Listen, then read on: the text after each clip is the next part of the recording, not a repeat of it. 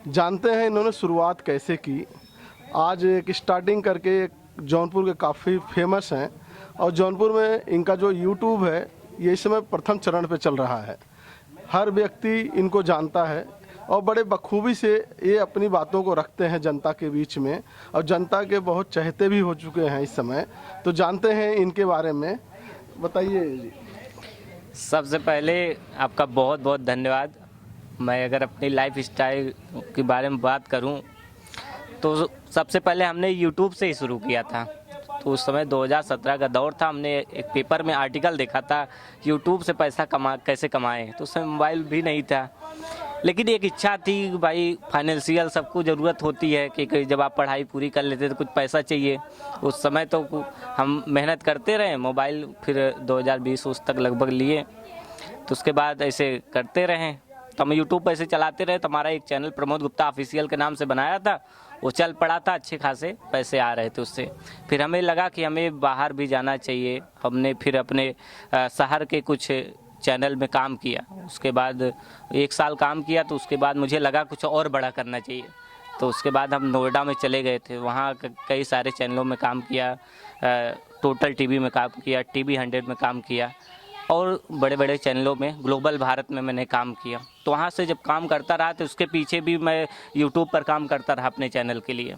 और हमारे जौनपुर में राजन सर हैं, मसूद सर हैं, अंकित सर हैं और बहुत सारे लोग हैं जो हमको हमेशा वहाँ से सपोर्ट करते रहे। जौनपुर से मैं दिल्ली में भी था तो वहाँ से हमको सपोर्ट मिलता रहा, इसलिए हमको कोई दिक्कत नहीं हुई, काम हमारा चलता रहा। फिर एक मोड़ ऐसा आया कि हमारा चैनल ग्रो कर गया, करीब 1 लाख हो गया। तो हमें लगा कि हम दूसरे के चैनल में क्यों काम करें, अगर भगवान ने हमको इतना उस लायक बना दिया तो हमको और आगे भी बढ़ना चाहिए।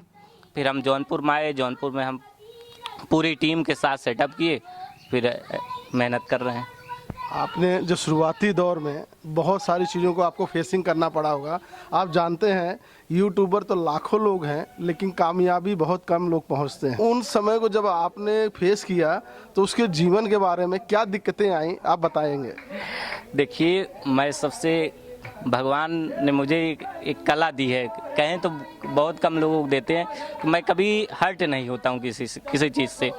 कभी हो गया तो वो अलग बात है, लेकिन मैं कभी हर्ट नहीं होता हूँ क्योंकि मेरा जो नेचर है बहुत, मैं हंसता रहता हूँ। मेरी भी कोशिश रहती लोग मेरी बातों से हंसे भी।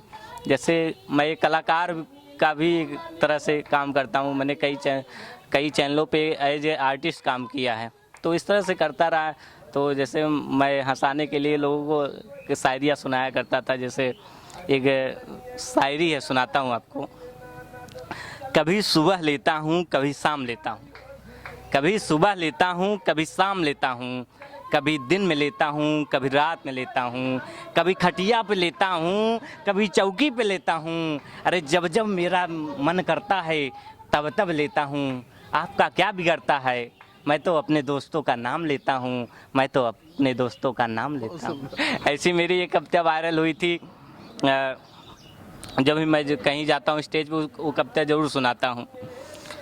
रोज रोज मिलने वाली मेरी प्रेमिका जब एक दिन नहीं आई, मुझे आने लगी रुलाई।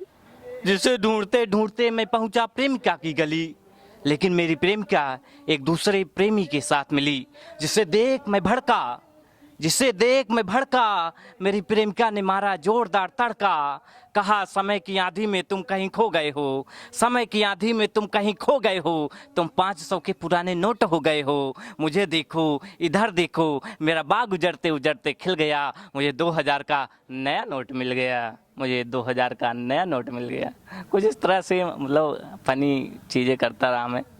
अच्छा, जो अभी अपने दर्शकों के लिए जो नए चैनल चला रहे हैं तो इनके लिए क्या मैसेज आप देना चाहेंगे? मैसेज यही है कि आप सबने जो अब तक प्यार दिया है, मुझे इसकी उम्मीद नहीं थी। इसी तरह से आप सब प्यार बनाए रखिए। भैया को अगर आप देख रहे हैं तो भैया पे प्यार बरसाइए, हम पे प्यार बरसाइए, क्योंकि हम आपके लाइक, कमेंट और सब्सक्राइब के ही भूखे होते हैं। एक तरह से आप ही हमारे भगवान हैं, हम आपके बिना कुछ है ही नहीं। अच्छा, देख रहा हूँ कि काफ़ी नए सिंगरों को आपने एक नए प्लेटफॉर्म के रूप में काफ़ी लोगों की मदद भी कर रहे हैं आप अपना समय भी दे रहे हैं, इसके लिए आप क्या चाहिए, ये आपके मन में कैसे विचार आया कि लोगों को प्रमोशन करना चाहिए? देखिए, हम भी इसी समाज में हैं, हम भी एज ए आर्टिस्ट हैं, दिल से आर्टिस्ट हैं। तो हमें लगता है कि जिन लोगों में कला है उनको ज़रूर प्रमोट करना चाहिए, क्योंकि आजकल तो सोशल मीडिया का ज़माना है।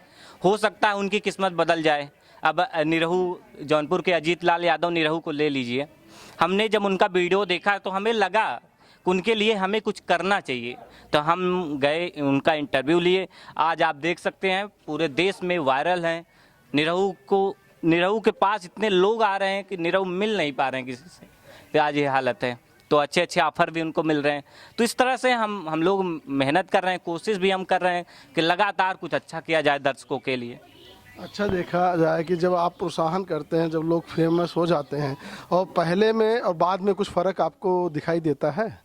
ये इंसान का स्वभाव है, ये किसी एक की बात नहीं है। इंसान जब फेमस हो जाता है, कोई भी हो, हम हो कि आप हो या कोई अदर, बहुत कम ऐसा होता है। बहुत लोग, ऐसा नहीं है कि सब चेंज हो जाते हैं, लेकिन कुछ मजबूरियां भी होती हैं उनकी। कब जैसे बहुत सारे लोग आ रहे हैं तो सबको उतना ही टाइम दे पाना जैसे पहले दे पाते थे, तो ये मुश्किल काम हो जाता है। तो इस वजह से भी रूटीन चेंज हो जाता है, तो इसलिए भी थोड़ा सा दिक्कत होता है। अच्छा, आप कितने सालों से, मतलब समझ लीजिए अभी जौनपुर, जब आपने बाहर बहुत, ऐसा मुझे नहीं लगता कोई स्टेट छोड़ा होगा आपने कार्य करने के लिए, काफ़ी आपने परिश्रम करके ये मुकाम हासिल किया है। तो आज जब मुकाम पे पहुंच गए हैं तो आपको कैसा फील होता है? जाहिर सी बात है भैया, सबको अच्छा लगता है और मुझे भी अच्छा लगता है। भगवान ने हमें इस लायक बनाया है तो अच्छा लगता है। भगवान इसी तरह से प्यार बरसाएं, जो हम, जैसे कि सबका एक टारगेट हो जाता है, जैसे कि अभी हमको 1 रुपये मिल जाए तो भैया भगवान 10 रुपये दे देना अगली बार, तो ये टारगेट सबका रहता है। तो वही हम भी लेके चल रहे हैं, भगवान कुछ अच्छा करे। ये भारत आपका चैनल आगे बढ़ता रहे, लोगों को ऐसे ही आप मदद करते रहिए, यही शुभकामना हमारी है।